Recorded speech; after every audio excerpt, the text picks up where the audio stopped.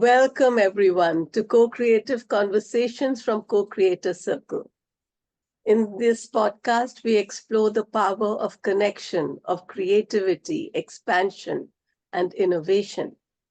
We bring inspiring conversations from people all over the world who are talking their walk, not only walking their talk. And their walk is inspiring. These are change makers, coaches, guides, and they show us that challenges are opportunities to grow and dreams are opportunities to pursue. I am your host, Meenakshi Suri, and I invite you to share your feelings about this conversation. Today, I'm so happy to be introducing you to this conversation with Heike Christel. Heike is from Germany, and she teaches Qigong, Tai Chi, and yoga. Amazing. So many different modalities. And she is also a naturopath, an NLP trainer, and a shamanic coach. Heike is a certified practitioner of Reiki and Sujok therapy. So she's really the right person to tell us about so many things. And I don't know how much we'll be able to cover in this short conversation. But we're going to focus today on how to improve resiliency, how to be calm and composed in critical situations, and how to age gracefully. Welcome, welcome, Heike. So let me start you off with a question. When you say that you're interested in healthy living, that's what I see from everything you've been doing. What got you interested in this? Well, it started very early. When I was a little kid, I loved to see this Kung Fu series. And I saw this young boy in a Buddhist monastery, and he was taught by a monk. And all this ancient wisdom was so wonderful, and how they trained. They were so flexible in their minds and in the body that I wished to have this too. And then I was in 1992 till 1994, I stayed in China. And there I had my first trainers, my masters, and they taught me Qigong and Tai Chi. And when I came back to Germany, I had the opportunity to go to Shaolin, Europe, which is just nearby my home. And in 2008, I did my trainer with a Shaolin of the, I think it was the 31st generation, Shifu Christian Kronmüller. And here I am. Since then, I'm teaching. Wow, that's really exciting. So tell me something. When you were in China and you were learning, and you have learned, therefore, from two different places, right? From China and also in where I can't see you suddenly. And you know. Okay. So how did you feel when you were in China? Was it easy to learn from? Sorry? Was it easy to learn Qigong and Tai Chi at the same time?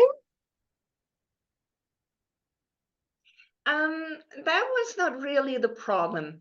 Qigong is more, it's part of the traditional Chinese medicine. And it's about a combination of movement and breath and meditation. And it explains everything, how to stand correctly, how to move, and to feel this, these fluid movements, and also about acupressure points and so much more. And Qigong is just the form. But if you once are trained in Qigong, it's much, much easier to learn the form and to walk the form or dance. Yeah. But So the I'm just problem in thinking, China was yeah, that go ahead. my masters Chinese. That was the problem. They were tough. Yeah. But you know, Heike, I have to say one thing. I was thinking today of the first day when you were teaching in our Tuesday circle, and you were correcting my posture. And I thought, when Heike teaches, she's tough. And then the second thought that came is, well, that's how you learn in the proper way. Because one can always learn in a flowing way. And I have done that. I have practiced Qigong and it has helped me a lot. But I think when you reach the level that you are, it is necessary. And I think you can see that doing it in the proper way is what is actually going to get the right form and the right everything that you really want from the health, right? Yeah. Because there are so many different styles. The same with Tai Chi, but also in Qigong, there are very different styles. Like with one, you're just having the five uh, transforming phases. So you work with energy of the nature. Like you have the metal, the water, the wood, the fire, and the earth, and you just copy the way nature works with energy. And so these are flowing movements. This is more a relaxation. It's more meditative movement. But if you want to build up strength, like the Shaolin did, then you are really working hard on your body. You're not only hitting your body and knocking on it, you invigorate the chi, but you are similar to the pranayama we know from yoga. And there are so many different styles. The ones are more for flexibility, but mostly like the Shaolin, they also have the fluent movements, but most of them are only also training your body. It's a good preparation for Kung Fu. You know, this is very interesting because you've already touched on how calmness and resiliency can both come from these forms of meditation. And I want to quickly jump onto something else before we come back to this, and that is aging. You said you're talking about healthy aging. Now, very often when we think about aging, we think about old people, you know. But I think you mean aging in another way. How are you looking at healthy aging? For what ages are you thinking of? I mean, you can start early, and you have like also younger, like if you start in the adolescence, then you are brightening or widening your mind. And you can stay also like open, wide-hearted, and joyful and curious like a kid. And but being on the other side, being like full of wisdom.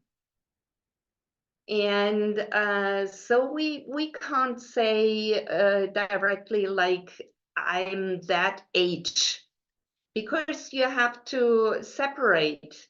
It's not only aging of the body, but also aging of the mind, which means if you're not training your mind, and I'm not thinking about Sudoku or things like that, and putting wisdom in your head, but opening up your head, your brain, opening up and expanding your brain, make it bright and wide and open to receive.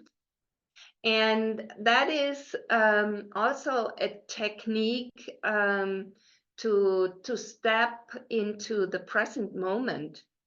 So you lose track of time. There is no place, no time, and you're just like in the now. And you're widening up your mind and you are listening. And there's no self-talk. And your mind is rooted in your body. And that is something you can train early, or at any age you can start with it. And it's so wonderful because you are calming your mind and you are like taking a break of your normal life, and you can fill up with energy. And then on the other hand, it's also the same, not only with the thoughts, which can bother and, circle and circle, but it's also the same when you're maybe getting older. You have lots of burden to carry. Maybe there's lots of drama, and you have like the emotions are like little ghosts, which are haunting you. But like ghosts want to leave. They don't like to stay. And there are techniques to release them. So you can change all these negative emotions, which don't serve you, of course, and which might make you rigid and old.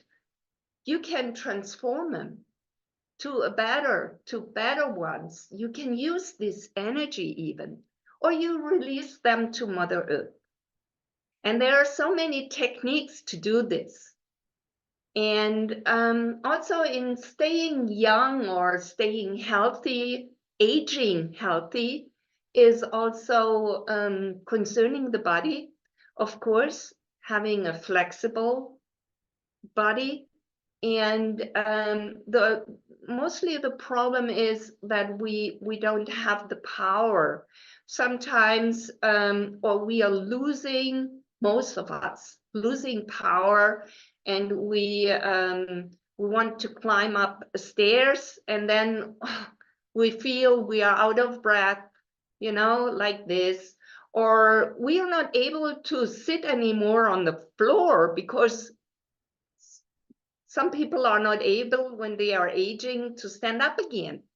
Yeah, and so it's such a treasure if you know how to build up the little muscles. I'm not talking about the big muscles, and you don't need weight, nothing. You're just doing movements. You're just standing in the right position, because Mother Earth is doing the rest because of gravitation.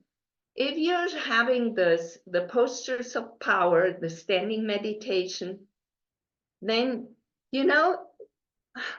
at a certain times, your arms are getting heavy, and, you lose like your posture, and you can build up like this, or while you're doing the movements. It's so easy. And if you, of course, This is very important. If you just do it once in a while, once a week, forget about it. Because you're working on your life's energy, and you have to work daily. You have to put it into your daily life. You know, while brushing your teeth, you're standing on one leg, you're bringing your pelvis down, or the tailbone to the earth, and you connect with Mother Earth. You root yourself. Or the same is like if you're not connecting with the universe, you're not, the highest point is not facing up, and you're coming down like this more and more with every year passing Yeah, by. just slightly saying when you say like this, you're saying when you bend forward. Yeah, when you're bending and you don't, it's getting more and more and more. So you're not flexible anymore. You're not open here. And you need to breathe, because breath is the first source of energy. And you need to have an open Chest, lung, the open lungs. chest. Mm. Yes. And there are lots of movements you can do, and easy ones to integrate in your daily life. And Yeah. you stay And actually, flexible. for that, yes, you had that beautiful conversation with us where you showed us how to do Qigong when we had our last long event. That was so beautiful. And we are going to post links about that also, because this podcast will also be audio. That's why we can't show many of those movements right now. But yes, you are such a wonderful trainer. I mean, I've seen how well you can train not only face to face when you're physically with us, but also through your YouTube channel. So we're going to post links to your YouTube channel as well. And Heike, I know that today we may not be able to do it because we're going to do it another time, but you guide meditation so beautifully, you know.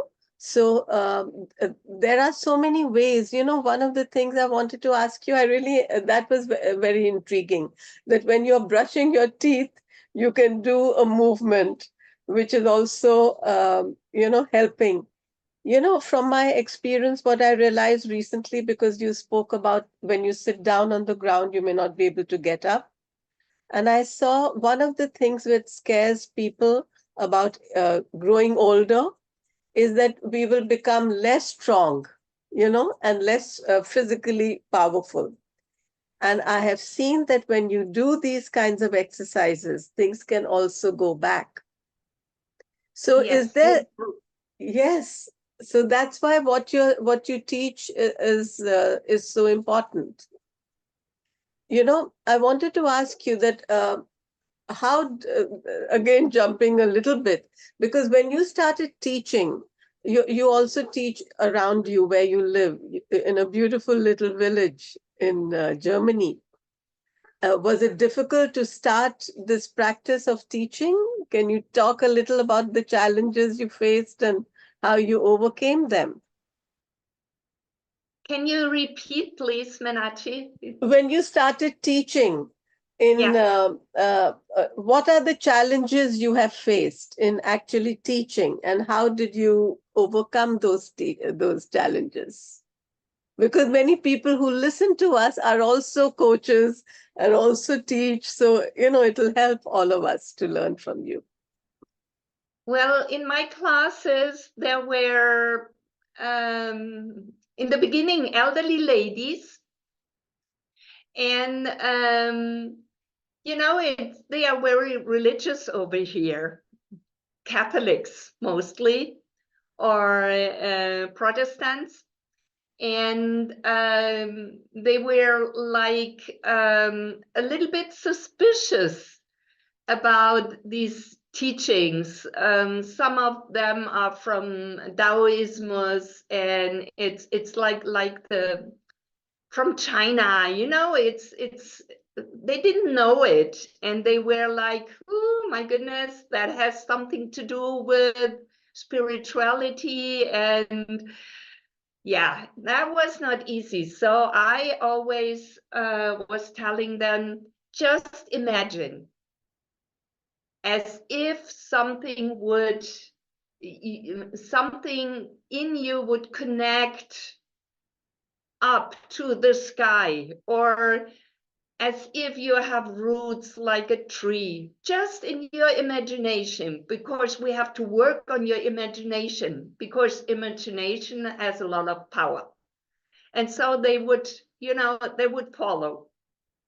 And then, of course, in one class, I had a young lady, she was about 16, and an old lady about 84. And so that was, and how to cope with this. And of course, I started with chairs. So I told everybody, if you need to sit down, you can do everything also seated. Also, when I did the meditation and they couldn't stand that long and they wanted to start standing, then I told them, okay, if you feel it's getting too much, just sit down. Don't ask, just go ahead. And that worked out. That helped a lot. See, that's the beauty, because you, from all the practices you have done, you are showing how you have developed the composure. Because when you're teaching, you have all kinds of students, and their fears come out, and so Yeah. to be able to help them, we have to remain calm, and composed. That's a very beautiful way, and that's why I always say that the people in our channel are actually talking their walk. They're showing what they are doing. One of the things also that I realized, and so I'd like you to talk a little bit about that. That when you say that it's actually a memory of mine. I remember you said that when you go for your nature walk, you just pick up. You picked up a pine. Was it a pine leaf, a pine needle, and you ate it? Yes. So talk a little bit about that. How do you know which plants are okay to have? Is it because of your... Well, the wild plants, they have a lot of protein, and also they have magnesia, which is very good for us. And you have to go, you start with a small amount, like the dandelion, or like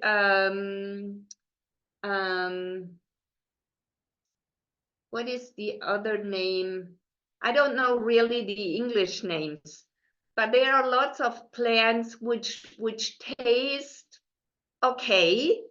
Some of them are tasting even good, and one is called the giersch. I'm not sure what the name, the English word, but it's similar to a cultivated plant, and you could use it as just making a dish.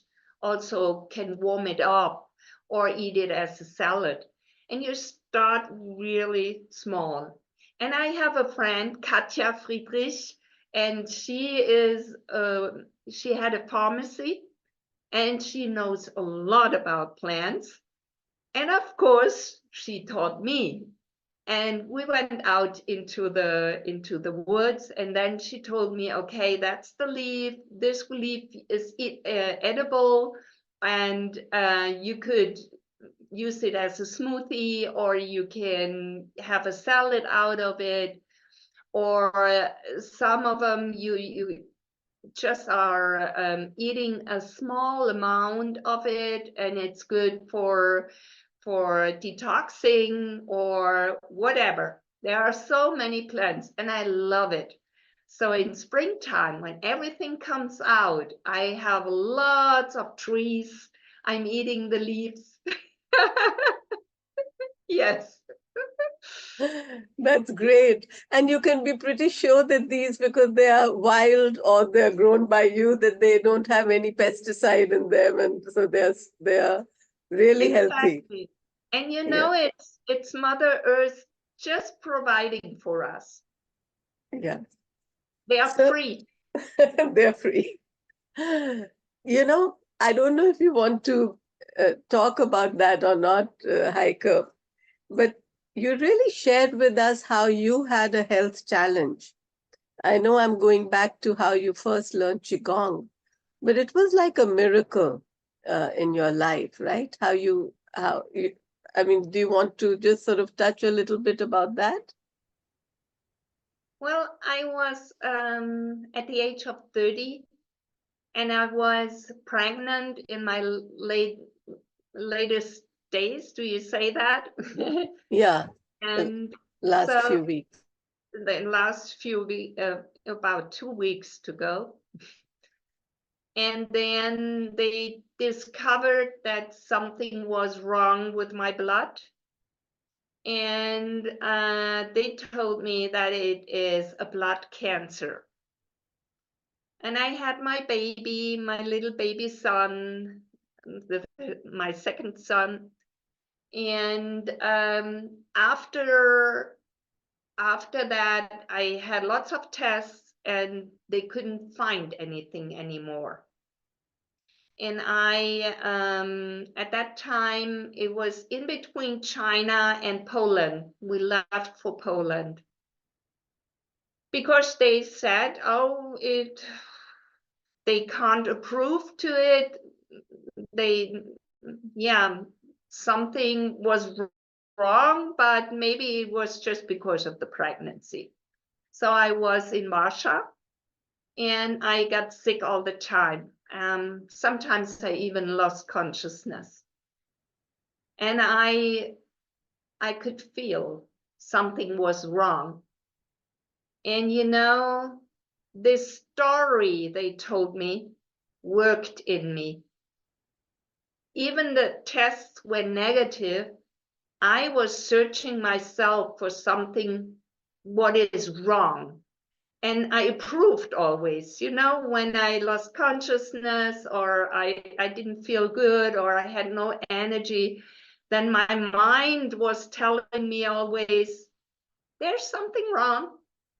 You should go to see a doctor again.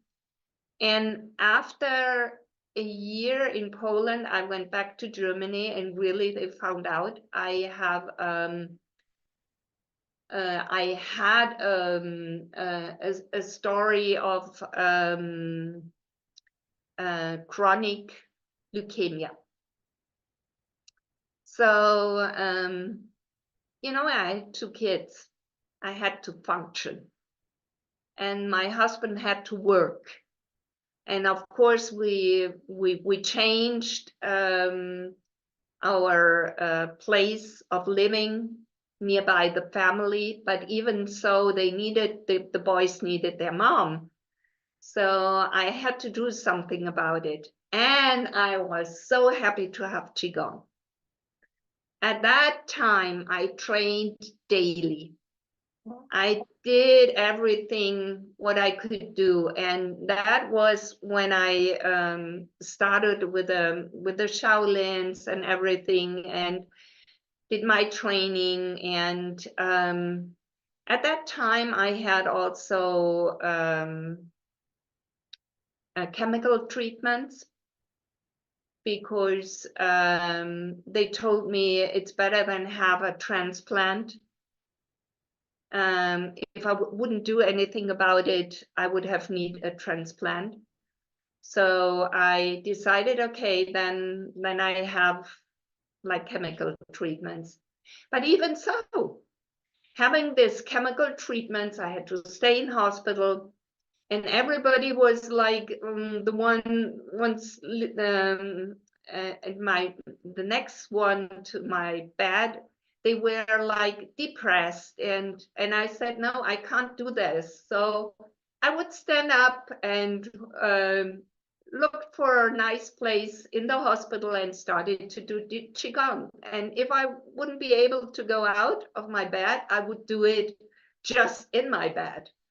And I always worked on me. I always, because I found out if I do my breath work and if I do the movements, then I change innerly.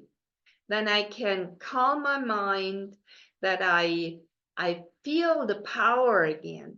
And of course I did NLP then and everything, and also the shamanic work, and every single thing I studied was a little puzzle. And I've been without treatment for many years now. And it's, for me, it was like, at that time, I had this feeling 30. Why 95? Because my mom right now is 95. And I had already that feeling I'm old. Yeah. And I had always problems to walk up the stairs. And I had, you know, I was breathless and I had no energy.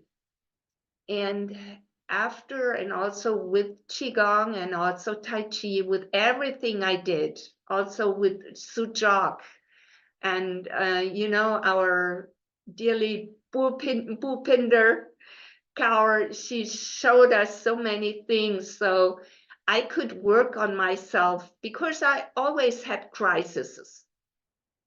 And but with this tool of working, I'm able to work on my life's energy. I could help myself. And I was not a victim anymore, you know? And so I changed. I came out of this depressive state. And even so, I catch once in a while something like a cold or so. I know what to do. And that's all of this I teach in my classes, because I felt it, how it is being old, not able to move. Yeah. And also to have this problem mind, this repeating and keeping you in stress mode, and how to work with that, to calm it down, and also to regain stability in life, and to like being able to count on yourself, because outside everything can change, and that's life. Everything changes, nothing stays like it is. But what stays like it is myself, my innermost, my inner fire, and I can improve it to be more brightly and shine it out. Or if I have too much in my head, I can bring it down. And I'm able to collect everything. If I need it maybe tomorrow, then I have it in my safe, in my lower dantian.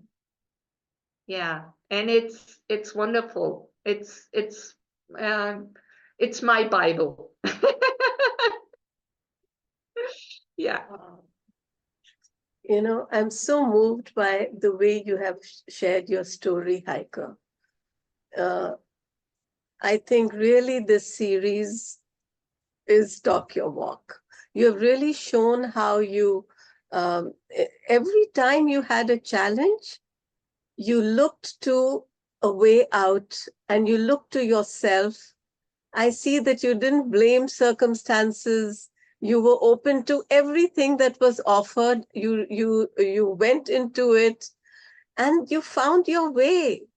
And the beautiful thing is that now you know how to put all these different ways together and to share them and teach them in such a compassionate way. You really, what I'm seeing from you is that compassion begins with yourself. And this way you can radiate it out to others. You know, everything that we are told to do, I see you doing that. And since you mentioned one of the teachers, you mentioned Bhupinder, and I mentioned how I learned from you, I realized this is the beauty of co-creator circle, because I attend meetings in other places where I see that there's like a hierarchy. You know, there's always some form of hierarchy of top down, which is necessary. But in our circle, everyone is teaching and everyone is learning from one another. And that is so beautiful, you know. And that's what I also invite our listeners, because I know that the people who listen to our podcast, they themselves are, um, they have so many talents. They are teachers, they are also guides, they are also coaches. And if nothing else, even when you're just a grown up, you know, you have learned so much. You can share so much. That's one of the reasons why I invite everyone to join co-creator circles meetings, and to come and share and show yourself. Because see, we had to have this tiny conversation, and in this short conversation with you, we have gone in so many countries, we have gone into different kinds of consciousness that you have felt, and you have also been able to help other people to get out of. That is just so beautiful. I'm so grateful to you, Heike. I'm very grateful to you for giving your time to this conversation. If there's anything that you'd like to share right now, you're welcome. If there's something you'd like to tell our listeners. Yeah, it also, you're not, or I was not sure what is my purpose in life. And because I had this crises in life, I found out that I love to be a teacher, to spread out the word. And I was always like, I like the modern medicine, but my passion is the old ancient wisdom, because there is so much power in it. And I would love also with the shamanic wisdom, with everything, also with the Reiki, we should spread out, because it's a toolbox. It's not that you get dependent on somebody, but you get the tools and you can work yourself at home while being in your normal life, in your family. And you are able to give it on to your kids. You have to live what you do. And I think all of us, the co-creators, because I almost know everybody of you, because, when I came over to Florida, and this is such a wonderful sister and brotherhood. So if somebody is watching us and is interested, come and find out and get to know what we are doing, and you are very welcome. And thank you so much, Menachi. Thank you so much. You were the first one who pushed me to go over my limit and to teach in English. And I got so much better in English, and I'm really thankful. Yeah, thanks a lot.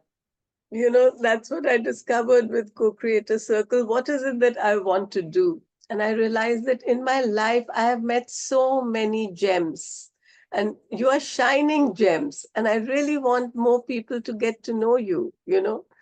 And so thank you, Heike. And I have learned so much from you today.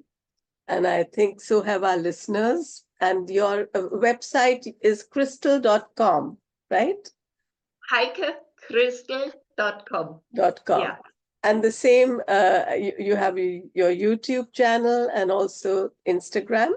We are also going to write all these in when we post these podcasts on YouTube and also through Podbean. It goes to Apple, to Spotify, to Google, and to many different forms. So we look forward to listening from you all, our listeners and our watchers. Please do comment and like, because they say that that's how more and more people get to know. And I think and I hope that you have liked what you have seen and heard. And if you have any suggestions, please give them to us. We're going to have Heike back for sure. You have a lot to teach. Thank you.